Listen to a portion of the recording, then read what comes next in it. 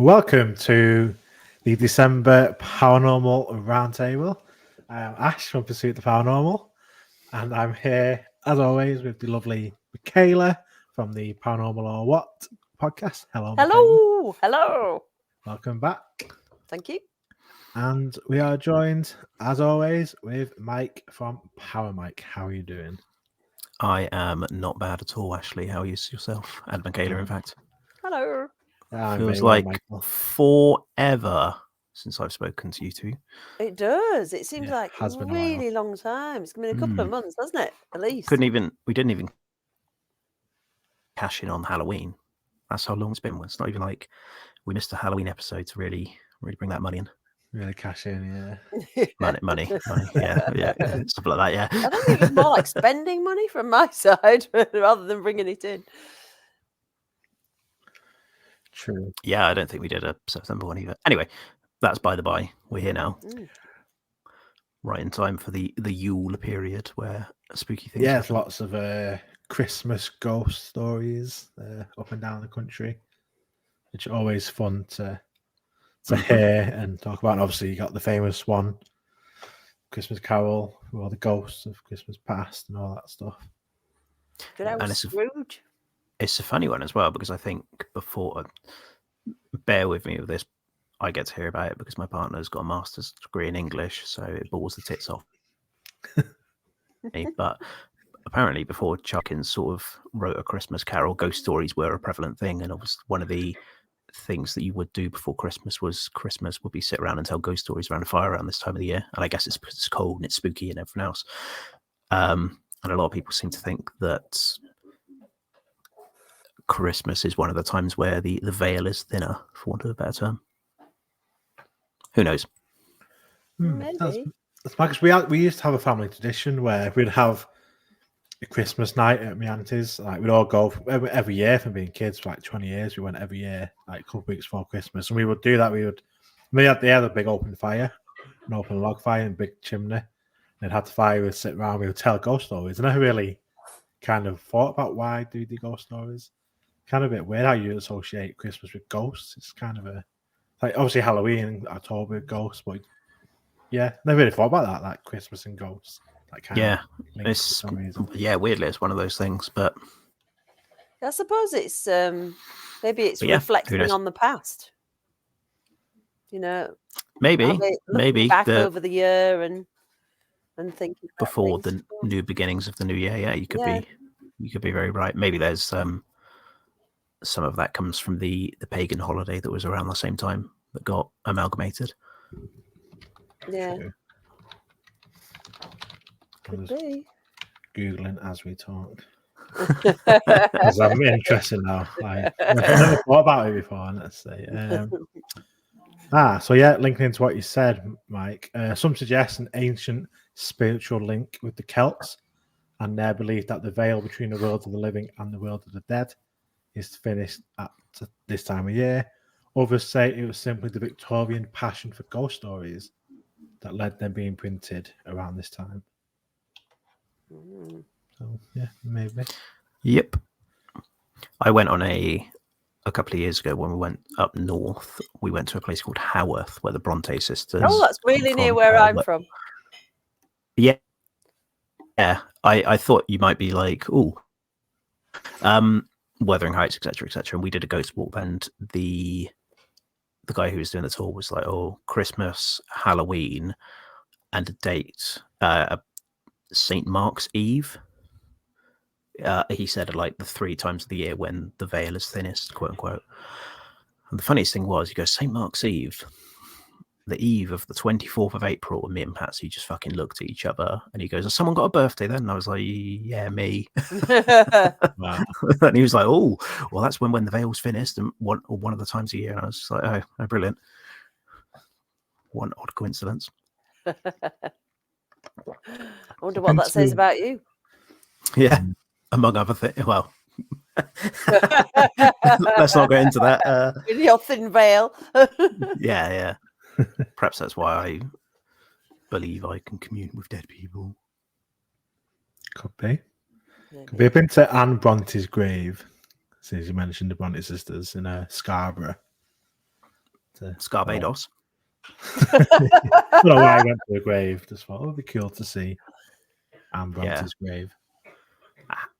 Haworth is a really interesting town because it's like really weird history to it. Like the top of the hill's got a graveyard built on it where the Bronte's house was, and then it's entirely built on a hill. So apparently at one point the mortality rate was like equivalent to inner city dirty London, because they were basically poisoning the water supply, where the rain would hit the top of the hill, trickle down through the graveyard, go into like the well or the lake at the bottom of the hill, and then they take the water supply from that. Wow. And to the point, the amount of bodies in the graveyard is staggering for such a small town. And then we were also told that due to land subsidence, there's a pub that's allegedly haunted on the top of the hill called the Black Bull, which they said due to land subsidence, basically there's now skeletons underneath it where they've slid underneath, for one of their terms, due to the water. And they're like, really fucking weird town. Really cool, but really weird. Yeah, they've had to shore up the graveyard loads and loads of times over the years because of the subsidence. Yeah. And, it's not a town for the faint-hearted. Literally, you could have a heart attack walking up the street because it's so steep. It's like a 1 in 3 gradient or something. It's mad, isn't it? Yeah. It was horrendous lugging our luggage up and down that, because the car park's like right at the other end. Yeah. Where it's such a small town. Yeah. Yeah, it was terrific. Anyway. Wow. Anyway, yeah, let's enough about that's a bit random. So like Christmas Ghost Stories and then Bronte's Sisters.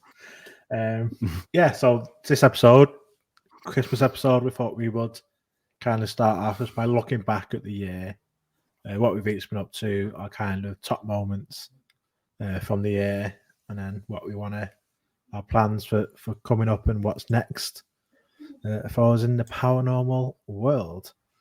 So who wants to kick us off with kind of a, okay, let's approach it differently. So if we each talk about a favourite, maybe one of our top moments of the year, whether it's something that we've experienced, whether it's maybe a story that's broke or a piece of footage that we've seen on a show or whatever. So let's start with Mike. I was pointing to Michaela to be like, don't pick me. Why are you putting your hand up to say like, yeah? No, sorry. I was like, so what do you want? Like favorite moment, I guess. Yeah. Personal moment was the first time we went to the Stoke Museum. And I know I sound like a broken record, but the first time we went to the Stoke Museum and the mad activity we had,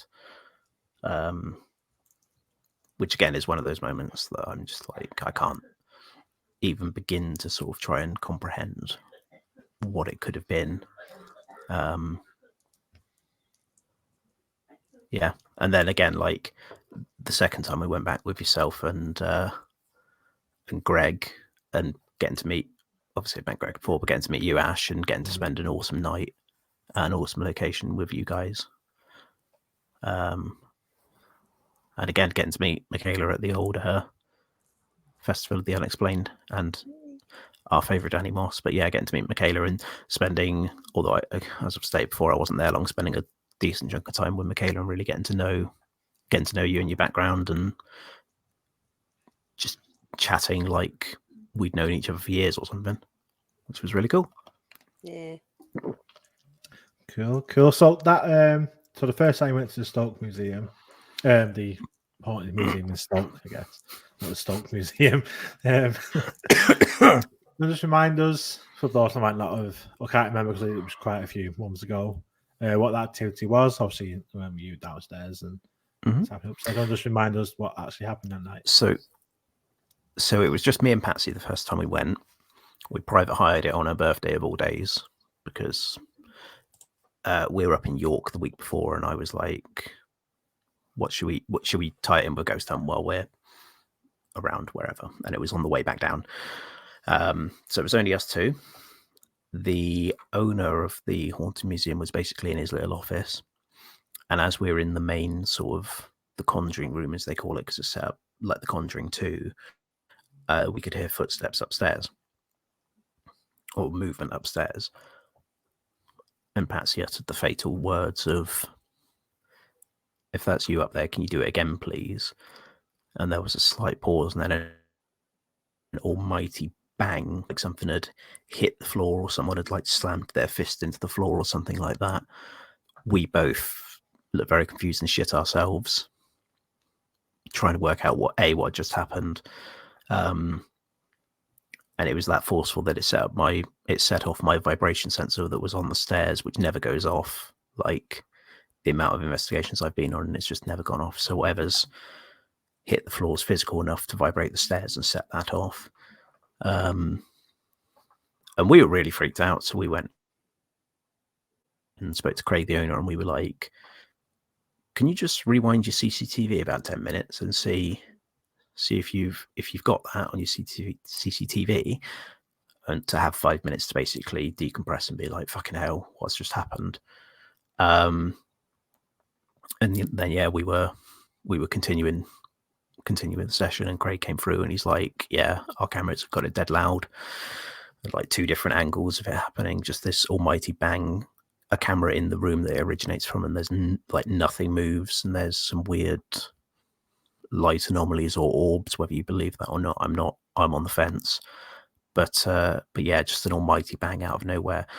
And then it just kept going from there. There was a point where Patsy's got a thing about whenever we go somewhere, she's like, "Don't touch me, I don't want to be touched." And then she felt like something was sort of stroking her ankle ever so slightly, which she said she ignored at first until it persisted, and she sort of jumped out of her skin and starts going, "I thought I told you not to touch me." And it was just a weird night, just a really bizarre night, just for activity. And we're sort of apprehensive / skeptical whenever we go into anywhere, but it just didn't disappoint. It was just, yeah, just madness from start to finish, which is quite rare because the amount of investigations we've been on where very little happens. Yeah, it was an outlier for sure. Because when we went with you the second time we went, and Greg and I joined you and the other ladies and gents that came with us, got like not quite as kind of extreme as that, but we had like knocking, some walking on the stairs, other bangs, like quite a lot of bangs while we were downstairs coming from upstairs. Some of them seemingly on kind of response to being asked. It's definitely a cool place to go. I definitely want to go back there at some point as well. If nothing else, just for the museum side of it and all the weird shit he's got, right? Like personal items from Ed and Lorraine Warren, the original door from 30 East Drive. He's just got a Ouija board from a French serial killer that's like painted, not painted in blood, but it's got human blood on it and stuff. And it's just like, where are you getting this fucking mad stuff? But yeah, I think we definitely want to go back. It's just we were reluctant to go back a third time this year because I didn't want to oversaturate it, you know what I mean, and do it too many times. And also other locations for the channel were probably interesting as well, rather than us just living at and it's miles away from us, but living at the Stoke Museum all year and just being like, here's another video of the Stoke Museum. Hey ho. But yeah, it was crazy. And you're right, like the second time we went, it was nowhere near as intense, the banging, but it was on command. Like, yeah, like when the ladies were doing the Ouija board and there was bangs and stuff upstairs while we were doing that, and I can remember just sort of, it's one of those situations where we heard a bang upstairs and I just looked at you and started laughing or giggling because it's surreal. That's my way of dealing with it. It's just like bursting out laughing, going, this can't be real. Like what we witnessing here. Yeah, definitely. So Michaela, moving on. So you got a kind of top moment for your paranormal year? Oh gosh, I've got so many this year actually. I have to say, because it's been a very busy paranormal year, really. So kind of started off in February when I made my second visit to my haunted hotel, and that didn't disappoint. It's just such a freaky place, and in fact, if I lived nearer, I'd be there. I would be there all the time, because it makes you want to get to the bottom of it. You're like, I've got to figure out what's going on here. There's so many things that happen, and I just love it. I just find it really exciting because, like you said, Mike, a lot of investigations that you go on are either really boring and disappointing, or you might get one or maybe two things that happen, and then that's it. Whereas at the hotel, it's just, when I've been there, it's just been constant. And I just find it really fantastic. So that was great. Then some really good interviews. I interviewed Dave Schrader earlier in the year, and that was one of my really exciting moments of the year. But then it was topped by actually meeting him at the Festival of the Unexplained, and I was just a little bit in awe, to be honest. But he turned out to be such a nice bloke, and we got on like a house on fire. And he bought me a drink at the bar. And it was really good fun. I just loved it at Festival of the Unexplained, and it was great to meet Mike and Patsy and make so many friends. It is such a friendly place to go. So that was amazing. And I went on some investigations with The Other Realm. We went to Castle Cottage in Worcestershire, I think it is, which was really good. And we did some local explorations around this area. Down in West Sussex, there's a place not far from me called Racton Ruin, which is really, really spooky. It's an old tower. And some very scary woods called Clapham Woods near Worthing, where there have been a lot of incidents of witchcraft and devil worship. And that was a really spooky woods to be in. We saw these really weird lights in the woods. I don't know how you would describe them. Maybe some people would call them fairy lights, not as in, the ones you put on your tree, but as in small orbs of light that seem to have an intelligence behind them. But there were quite a lot of them. And we kept hearing people talking all around us in the woods and whispering, and it was really freaky. So Clapham Woods was really, really good. And there's been so many moments on the podcast, and I think it was at the beginning of this year that I started doing this with you guys and Greg, which has just been really good fun. So it's been an amazing year paranormally, actually. And I finally started writing my book, so I'm very excited about that. So yeah, onwards and upwards. I've had to have a break because I think what with teaching and trying to do all this stuff, I just got a bit worn out with everything. So, but I've started again. I've just done an interview with Neil Story, historian and paranormal author, this week. So that is dropping tomorrow on Paranormal or What podcast. And then I'm I'm going to mercilessly bug everybody I met at the Festival of the Unexplained. I got them all to promise to come on the podcast. So I've got about 6 people that I'm going to pester to come on. So there's been all sorts, absolutely loads of stuff. So Ash, what about you? Tell us about your year. Yeah, I think like both of us, we've very busy year. We're all kind of content creators, which takes up a lot of time. Like you say, sometimes it's good to have a break. I haven't had a break yet, but I'm going to slow down a little bit over Christmas just to gather. If anyone's listened to the update on the podcast, you know the reasons why. But for me, top moments, I mean, you said it in yours, Michaela. I mean, my haunted hotel.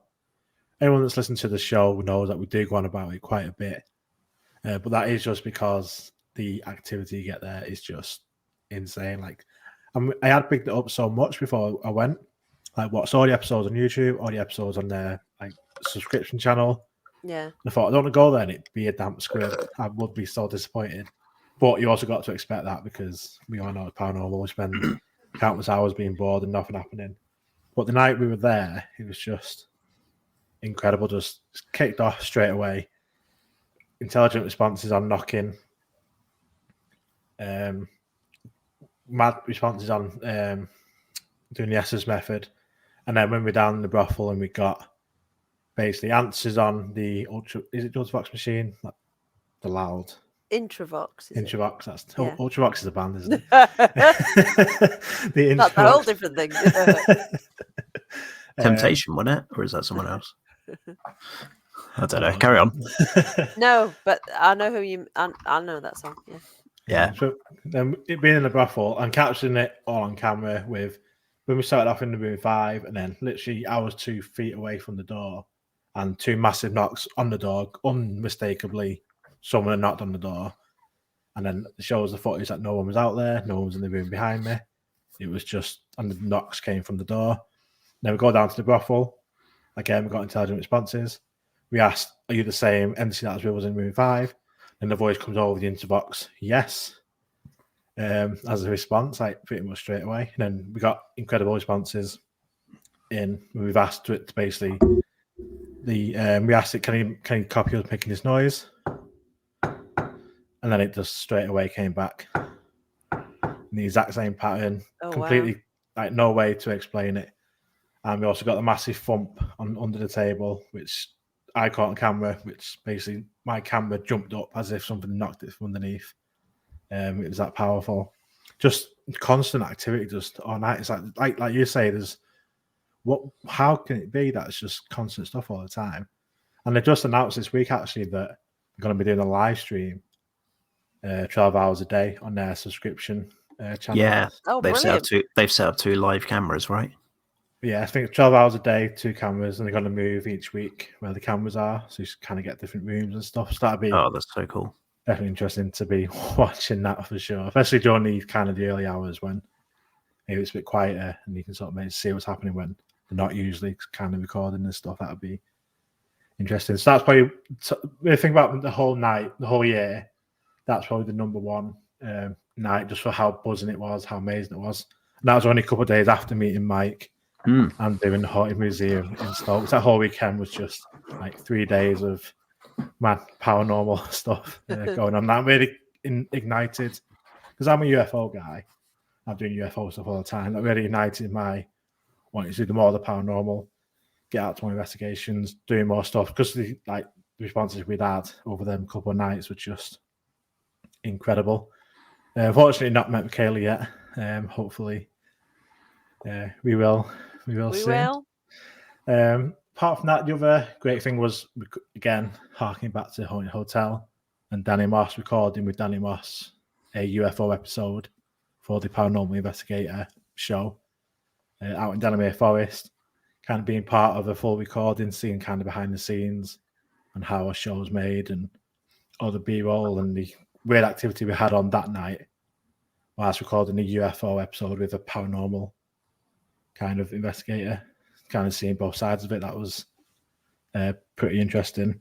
And just doing, again, like Michaela said, just doing the podcast, talking to so many different people, hearing their stories, putting stuff out there, seeing recognition for the podcast in like the numbers we get, the chart figures we get, or like on the UFO identified side of things, the amount of media coverage we've had. And it's just like down to the hard work that the team doing what I do, because we don't get paid for any of this, and it's just so much hard work, and to see it kind of be paid off in recognition and stuff like that just makes it all worth it. So yeah, it's been an awesome year, really. Like really seems to have been both the podcast and UFO Identified, but the past 12-18 months have just sort of gone massive, like in terms of being recognised, the work we're doing, the numbers, and it's just like kind of really taken off at the minute, which is awesome. The both have kind of been in parallel with each other as they've been sort of the growth of it, and just seeing that has just been amazing as well. So hopefully that will continue as well. Yeah, that's really cool. I'm glad it's I'm glad it's going well for you. Definitely, as you say, there's kind of nothing worse than when you feel like you're putting in loads of hard work and you're just spinning wheels. You know what I mean? So I'm so glad it's going well for you. I can't remember what else I was going to say. Oh, to echo what you were saying about the podcasting and getting better on my personal side of things, doing more on YouTube and hopefully producing better content as well has been a big thing in growing the channel and just enjoying the channel more, I guess. So kind of not trying to chase what everyone else is doing and trying to carve my own identity in terms of what I'm doing, which may not be happening, and I may be another fucking boring paranormal YouTube channel, but I like to keep telling myself that I'm trying to do something different. Do you remember when we went to the Stoke Museum, the tarot card thing? Yes. Okay, so I did it again on a recent investigation at a place called Merley House down in Bournemouth. Right. So I was the only one that knew the card, put it in an envelope, and then said if anyone gets it psychically or whatever throughout the night, or if it comes for any of the devices, obviously it's going to be crazy because blah, blah, blah. Not long after, we got a name through the Alice box, I believe it was Ronald or something, and not long after that I said something to the effect of, Ronald, can you tell me what the card is in this envelope? And then not long afterwards, Moon comes through. And I lost my fucking mind because I'm like, open that envelope, and the card that's in there is the Moon Tarot card. And it was one of those moments that I was like, wow, there's probability and there's possibility. But how, to quote you guys, how much of it, when does a coincidence become too coincidental? Do you know it? Or do you know what I mean? Like, when is it too improbable to be a coincidence? And when it's something along the lines of 2,000 words in the Alice box, 22 different tarot cards, and yeah, it comes through not long after me saying it, and it was just one of those moments, another one of those surreal moments where I lost my mind and was just like, what the fuck is going on? Crazy. Yeah, it's a synchronicity.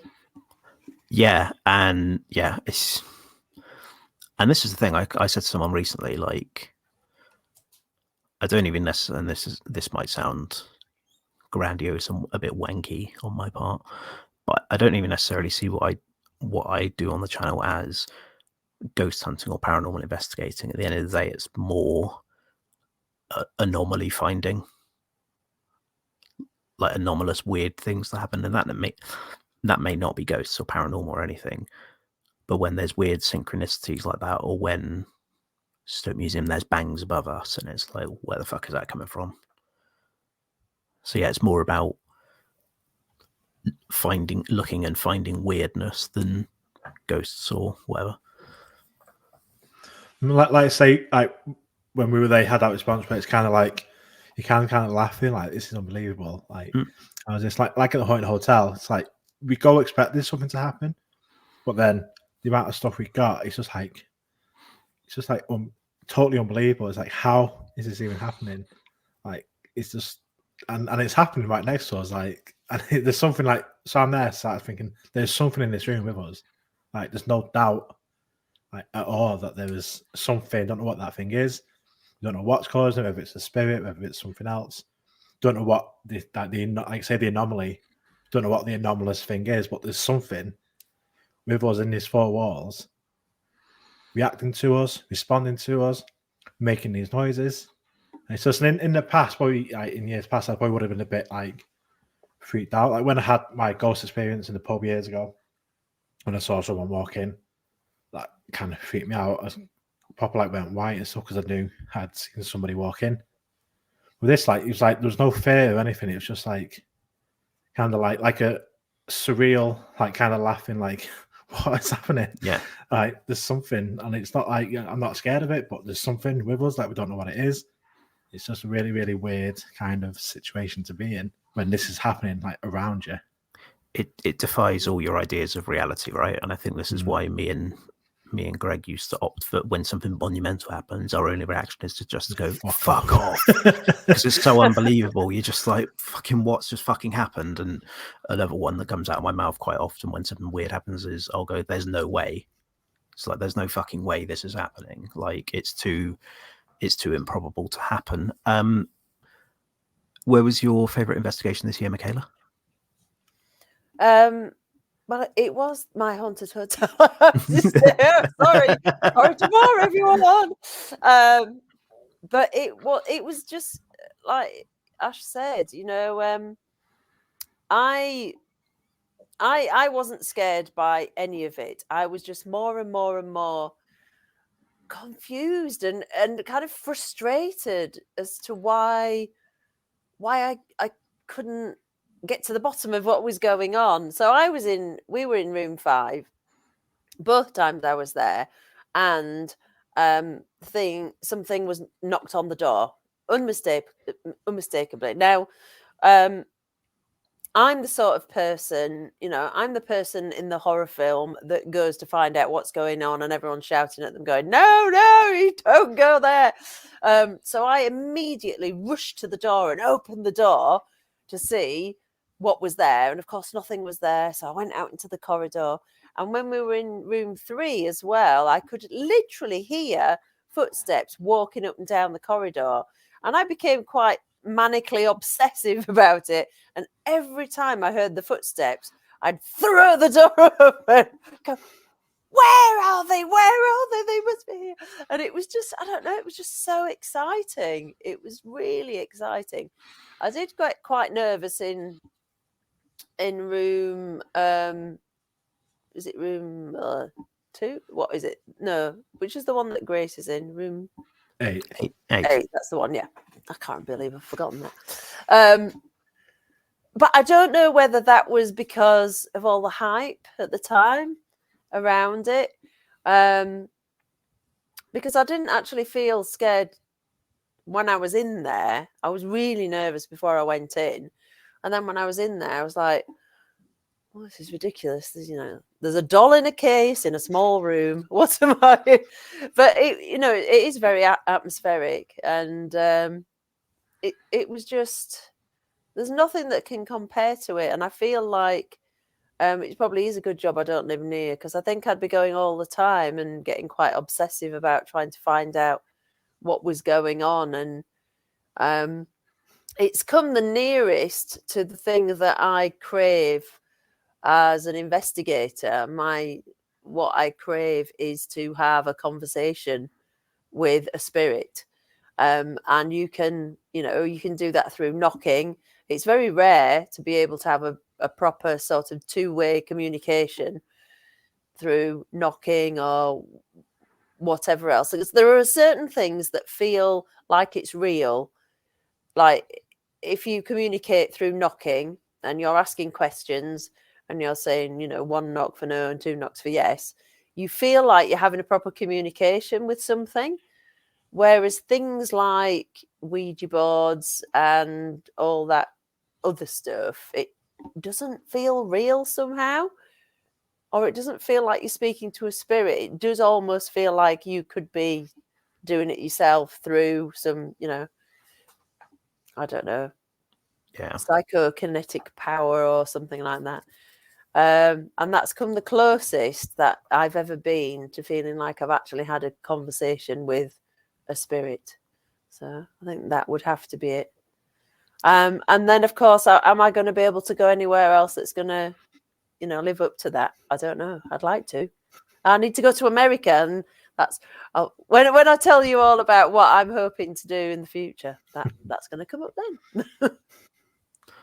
Have you seen the recent footage from my haunted hotel in room 8, where there's a guest that, and then paranormal or not, who knows, but there's a guest that basically has a panic attack and then passes out in room 8? No, I actually have to hold my hands up and say I haven't watched it for probably about 4 weeks, so I've got quite a lot to catch up on. It does say paranormal or not, it's real fucking harrowing just to see someone in such a state over whatever, really. yeah, it's a very freaky moment. And they sort of released it was like a big compilation episode, well, not compilation episode, but a big episode from like 4 weeks worth of stuff where like loads of stuff was happening. They were getting like child voices out of the doll again, and all manner of shit was happening with it. So they had to close room 8 again to be like, no one's going in it for the safety of guests and stuff, because it seems like it's ramping up in this. And that could be hyperbole in a way of marketing, but it certainly seems like some weird shit was starting to ramp up with it. Because it wasn't that long ago when it had that goat noise, wasn't it? Mm. In the room. It's just such a random noise to kind of hear anyway. And when that same noise had been heard, as it's at an old hallway it used to be. And that was kind of a sign that it was kind of ramping up a bit with this goat noise and association with it. Yeah, and it depends what you believe, because there's a lot of associations between goats and cloven hooves with demons and stuff. Mm. And from what Danny says about the attachments of the grey stone, and the fact that it said a couple of names that are demonic, it depends if you believe in that sort of stuff.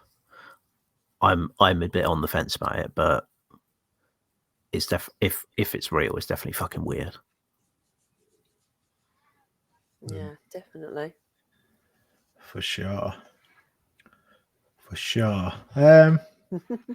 I've had some weird things happening at my house. Shall I tell you about that? Yes, do it. So anybody who has listened to my podcast will know that every now and then I pop in my stories, my experiences that have happened, and they're all really random and very, very inane, normal, everyday things that happen.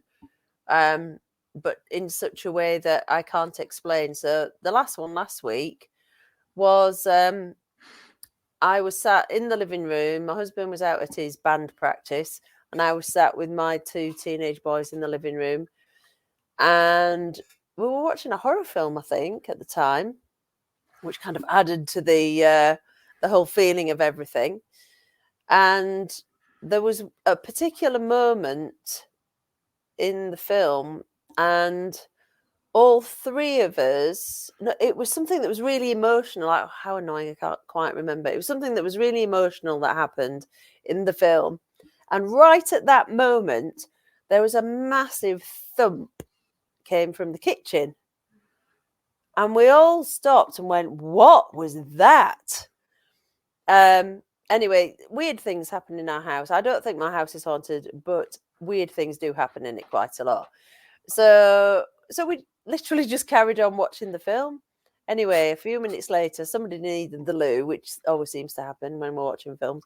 So we paused it, and I came out into the kitchen, and I went, oh my God, boys, you're not going to believe this.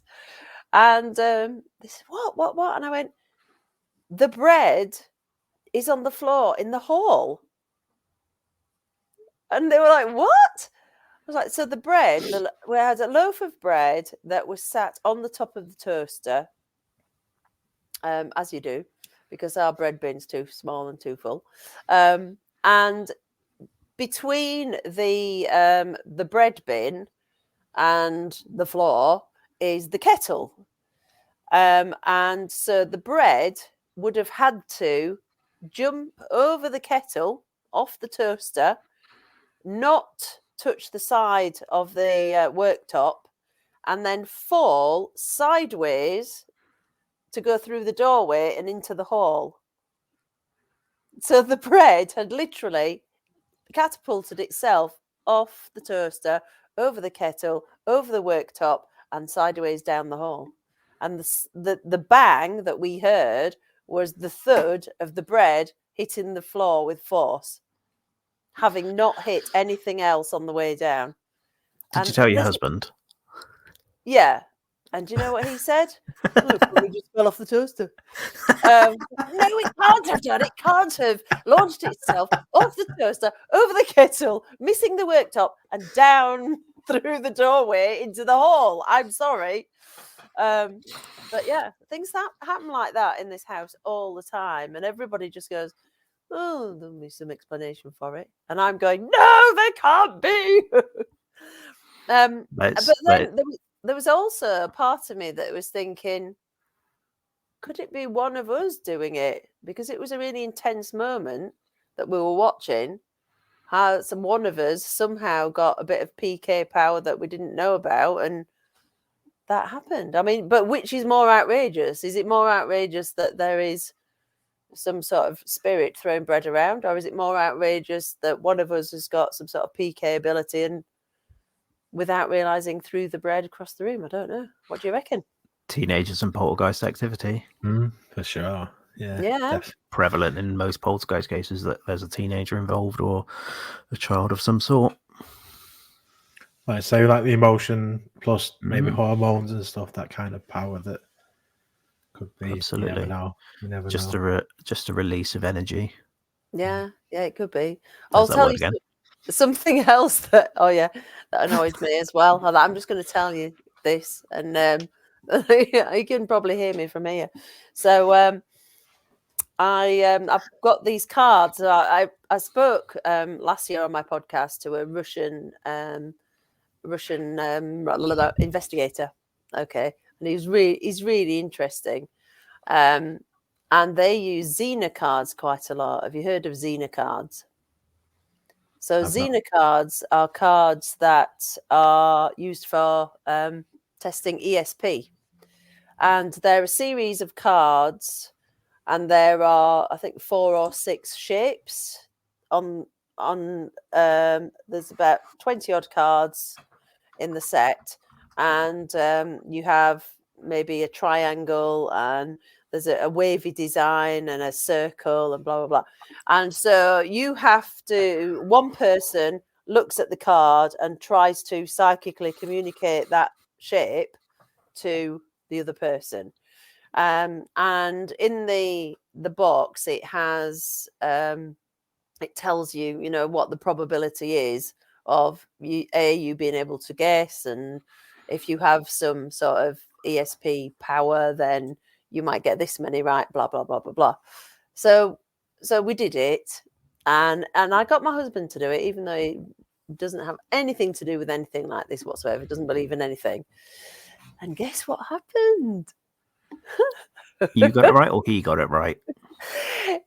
I bombed and he got a way above average score. And I was like, you are having me on. You are not psychic when you're a skeptic and you don't want anything to do with this. And I'm the one with no abilities whatsoever. And I'm the one who's doing the podcast. Do you want to hear a really funny story that echoes that? What? So when we first started investigating, I wasn't really into it at all. It was Patsy's idea, and she booked us on a ghost hunt, and I was like, it's going to be bullshit. It's all going to be explainable. And then weird things happens, and from weird things happening, that's how I started to go down the route of thinking that I might have some sort of ability. And at the time, Patsy was like, this is fucking bullshit. I'm the one who believes in all this, and he's the fucking one who can talk to, and all this sort of stuff. And it echoes exactly what you were just saying, that your husband's massively skeptical and the one with the above average score on the old Xena cards. I know, it's not fair. I want my money back. Yeah, he needs to tap into it. He needs to go on an investigation with you. He would never. Even today, while I was trying to wait for everybody, because it seems to be a massive thing to try and get everybody together in our house to watch one TV show. And we were going to watch Breaking Bad. So I was watching a little bit of Paranormal Caught on Camera while I was waiting. And there was some amazing footage of what looks like a Bigfoot in America. And I'm shouting at Tom going, look, there you go. That's a Bigfoot. There you go. And he wouldn't even look up from his phone to the television. That's how much he doesn't believe. You just need to convince him to go on an investigation one time and see if there is like that pivotal moment where he logically can't explain something and then goes, hang on a fucking minute. Good luck. I'm not sure. Yeah. Ain't gonna happen. Yeah. That's mad. That's mad. So I guess, in fact, let's just throw something in here. This might put you guys on the spot a little bit. So I might go first, just to give you guys a little bit of thinking time, maybe. But your favourite or top either documentary or TV series that you've watched this year that you think should be kind of like your favorite, maybe from all the ones you've seen, your favorite one. So I'll give you a couple of minutes to think, and I'm going to start, and I'll say, and this is kind of moving on a little bit differently to what I've been talking about, and it's a documentary called Wolflands from Paul Sinclair, and this is kind of how it sounds. It's a documentary filmed in North Yorkshire and kind of the East Ridings of Yorkshire, and Paul's basically searched for dogman, wolf, werewolf type creatures in the North Yorkshire moors, in the forests of North Yorkshire, and it's so detailed, and some of the stories and witnesses that he has in the documentary are so compelling, and like the people are so genuine, and you can tell like they're so fearful when they're like describing their experiences. Like two of the guys are like ex-army, going night camping, whatever they set up the camp, have an experience with some type of creature or something coming after him, and they just packed up and left. They were like, no, we are not having this. And then during the course of the research, all these little villages that are dotted around these forests, like tiny little hamlets, like a lot of the names kind of translate in Latin and other languages back to like Land of the Wolf,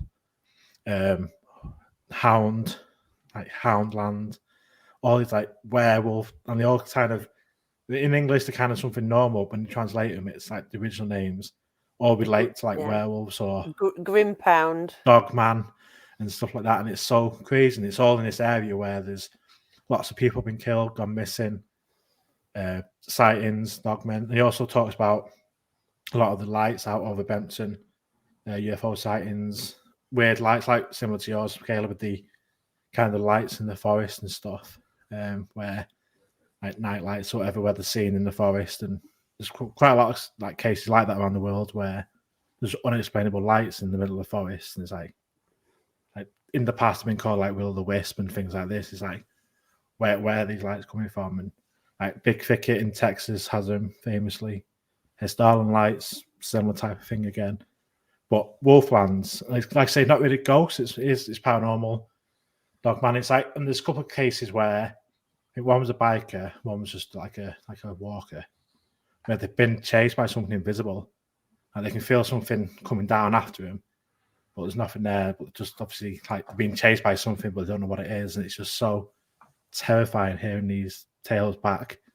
So I do urge everyone to watch Wolflands. That's been my favourite kind of new documentary that's come out this year. Fantastic. And where can we watch that? I'm definitely on Amazon. I think it's on a various couple of. I think it's like £3 to rent on Amazon or something. Wolflands by Paul Sinclair. Definitely worth checking out. Yeah, I'm definitely going to watch that because it kind of ties in. So I hope you don't mind me jumping in, Mike, but it really you carry on. Ties in with something I've just started watching, which is by a friend of mine. So there's 3 programs that I want to tell you about because I'm an avid paranormal television watcher.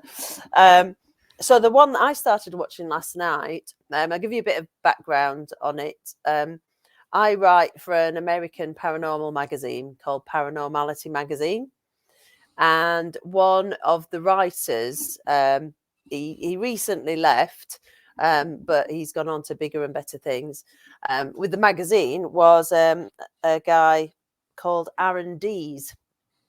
And he is, well, to say he's interested in Dogman might be an understatement. In fact, he has done a whole documentary with the people. Well, he's written a book, and it's called The Texas Dogman Triangle. And from that, he has had a documentary made with the guys from Small Town Monsters. Seth Breedlove is the guy who's made it. And it's all about it's actually called the Dogman Triangle: Werewolves in the Lone Star State, and that is also on Amazon, and it's free, which would be a really good partner kind of thing to watch, as the Paul Sinclair one. And it's oh god, my memory is so bad at the moment. It's got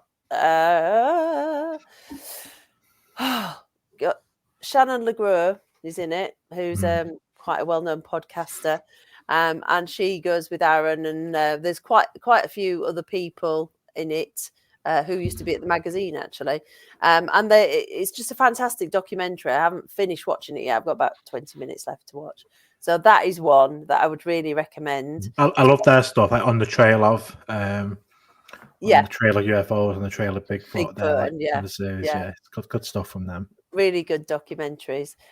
So that's a really good one to watch in tandem with your one. My other two are British ones. So there's one you might have heard of, a program that's been on quite a lot called Spooked Scotland. You might know. Anyway, they've done a spin-off of Spooked Scotland, which is called Spooked Ireland, and it's with Chris Fleming, the medium. And it's there's this other lady who's a model. She's got an unusual name. I've completely forgotten her name now. Vogue Williams, maybe, I think it is. And Evelyn Hollow. And it's really good. It's absolutely riveting, even better than the Spook Scotland one.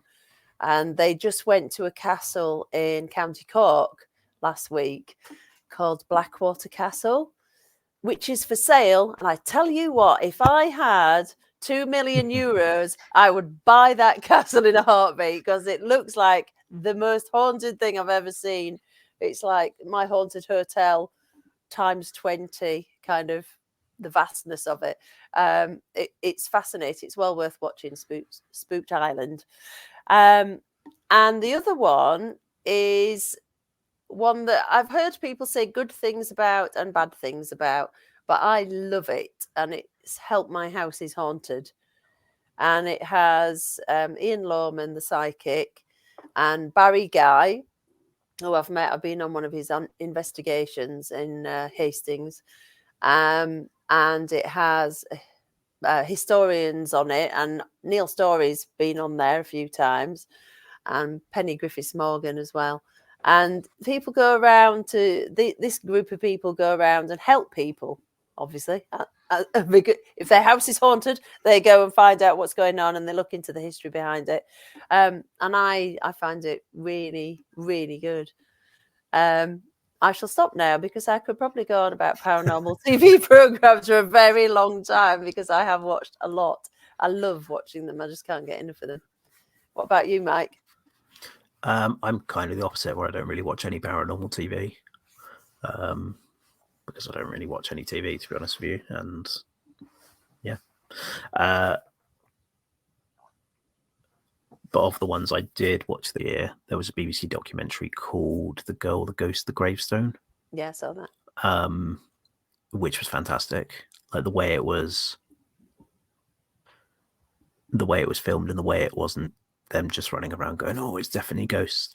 Sean, I don't remember her last name, the host, went into it very skeptically and went into it very methodically, and was looking at all the historical documents about the haunting, or this haunting or poltergeist in Wales, wherever it was. And then the other one, which I had to Google, and this will probably impress you, Ash, Encounters on Netflix, which is all about UFOs and aliens. And you've probably heard about all of them before, but again, each episode's a different sort of encounter. Yeah, is that the one where the first episode is the Wales? And then, like, the first one was in Broadhaven. Yeah. Yes, the first one's Broadhaven, and then they interview people who had experience of it and what they experienced and everything. And it was just brilliant.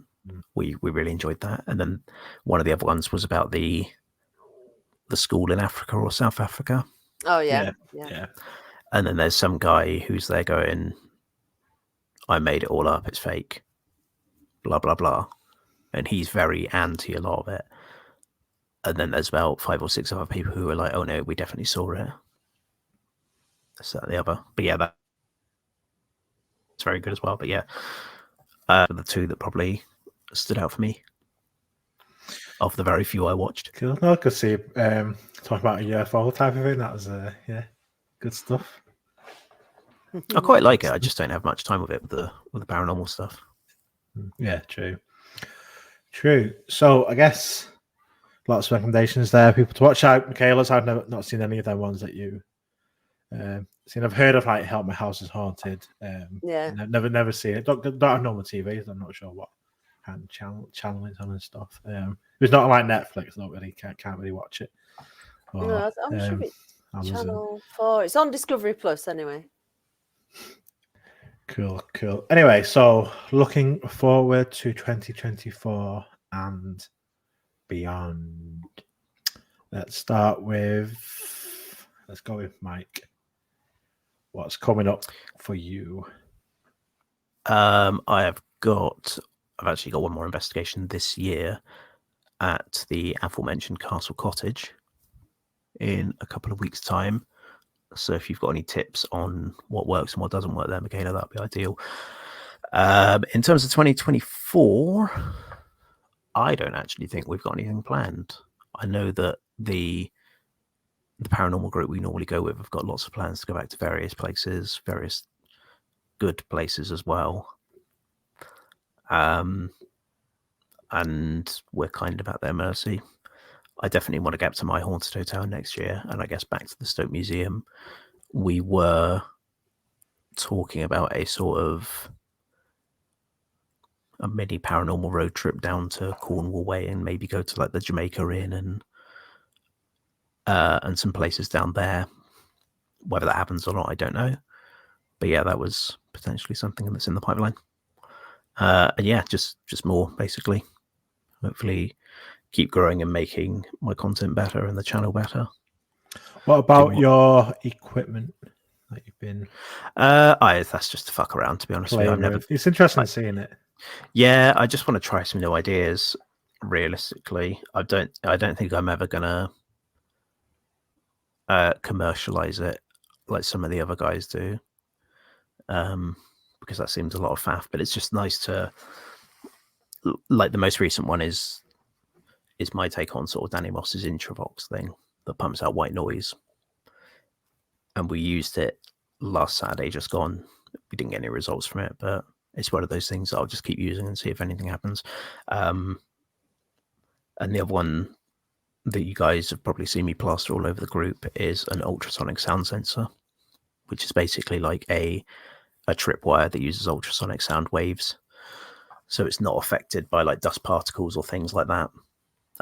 Again, I've used that in a couple of investigations. It's never actually gone off by itself, but then that's probably a good thing that it's not going off at like every slight thing. And yeah, but that's just, the equipment side of things is just like a personal passion project. I don't think I'm ever gonna go down the route of commercializing it or selling it. But who knows? If you ask me nicely, maybe I'll build you something. It was interesting seeing like sort of different things, and like, you kind of see all the same old things and all the shows and things. That was my take. Could see something different.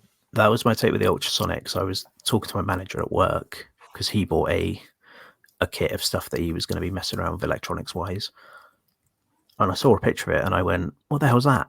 And he went, "Oh, it's an ultrasonic sensor." And the minute he said it, my brain went, "I can use this for ghost hunting." Yeah, because you're right. I've never seen anyone use an ultrasonic sensor.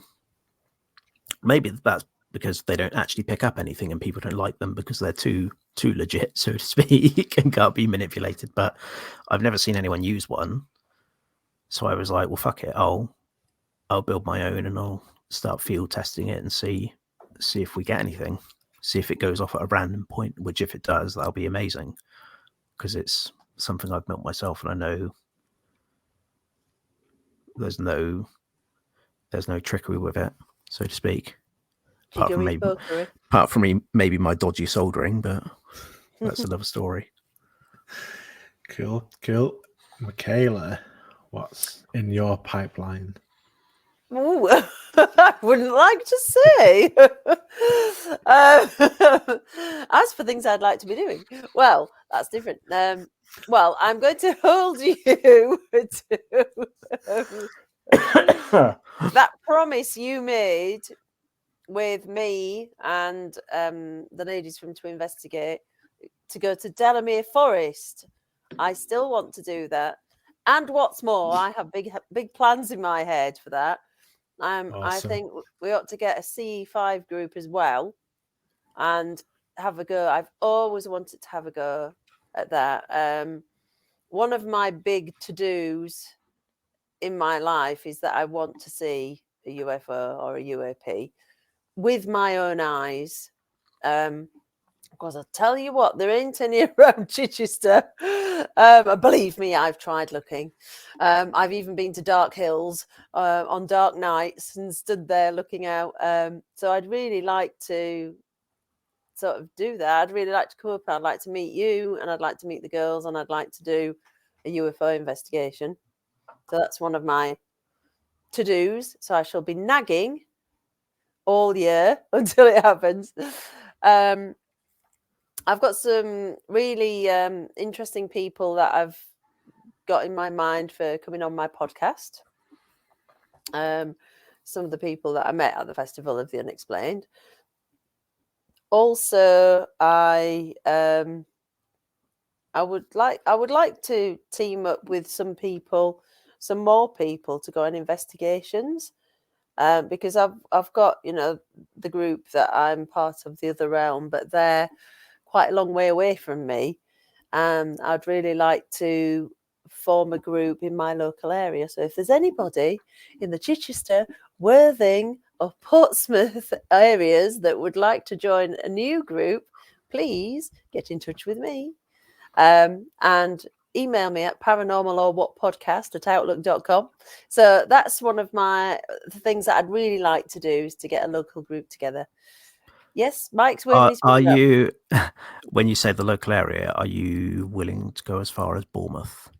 How's that for distance-wise for yourself? That's probably the same as It's the same as the Other Realm, innit? Yeah. Because the events group I go with are based in Bournemouth. Oh, right. So I was going to say that might be an option, but if it's in my mind, Portsmouth and Bournemouth are next to each other, but evidently, like in reality, they're not, really, are they? No. No, not at all. What I want to be able to do is I want to have a few pals in my area that I can go, oh, I'm not doing anything this Saturday night. Do you fancy going poking around, the local spooky place? Not something where you have to kind of make big plans to meet up with people. I probably just want my cake and eat it, my paranormal cake and eat it. So I want some paranormal best friends in Chichester, please, if they exist. So that's about it, really. I'm going to carry on with the podcast, try and get some really good people on, and hopefully get a few more listeners. I'm trying to persuade people, actually, at the moment. Sorry, this is a shameless plug. Do you mind if I do a shameless plug? Go for it. I'm trying to get hang on a minute. I'm trying to get people to, I want to do a slot in my podcast where people call in with their experiences. So I've got myself an extra phone, and I've got a line that people can actually leave me messages on now. And I'm just looking at what the number is, and I want people to ring in with their paranormal experiences and leave it on the voicemail, so that I can then download that audio and put it onto the podcast, so I can have a little separate section. So if you have a paranormal experience that you would like to let me know about, please give me a ring on my number, which is 07935 100 162. That's 07935 100 162. Shameless plug over. I'll put that number down below as well. Yeah, call Michaela's paranormal hotline. Yes. And that would be amazing. I've been wanting to do that ever since I started the podcast, but I can't even get my friends to record their experiences and send them to me. Never mind people I don't know. So we'll see how that goes. I'll give you a call. Yay! Go on then, Mr. Ellis. Round us off. What have you got planned for next year? Well, in fact, I wanted to ask Michaela because she mentioned a book. Oh, yes. To know a bit more about the book you are writing. Right. Well, it is. Well, I'm a primary school teacher in my day job. If anybody wants to offer me a paranormal job, I'm well up for leaving. Just to let you know, I'm quite happy to be a paranormal, presenter. I can be bought. Right. So my plan B to become not a teacher anymore, love the children, hate all the paperwork, is that I'm writing a children's book. And the children's book is about a girl who meets some aliens. Ooh. Now, I'm not going to tell you too much about it, but let's just say that I am hoping to intertwine lots of the current knowledge about possible UFOs, possible abductions, possible things that beings from outer space might be looking for and wanting from Earth. So I'm doing a lot of research to try and intertwine some real as we think it is, things into it. So it's not completely fiction. It's a fictional story based around a lot of research that's been going on by a lot of people, and I'm trying to bring that all together in a story. I don't know whether that would be hugely controversial, but I'll give it a go and we'll see. Awesome. Well, good luck with that. And just remind me, actually, one of my proud moments in this year is releasing 2 books. Both took over 12 months to write. One with Greg, one by myself, just getting them out, seeing the sales of them.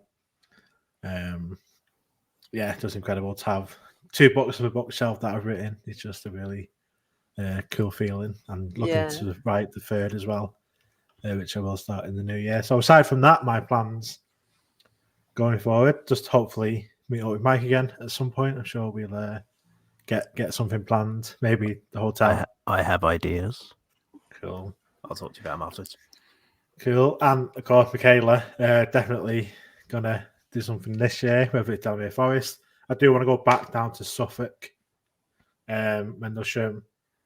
Been a couple of years. I've got some unfinished business down there with what I wanted to do. I didn't get enough time last time. So definitely want to go back down to Suffolk that way, which isn't too far from you. So I'll give you a nod when I'm in the area. Yeah, I'm definitely up for coming anywhere if you need a partner.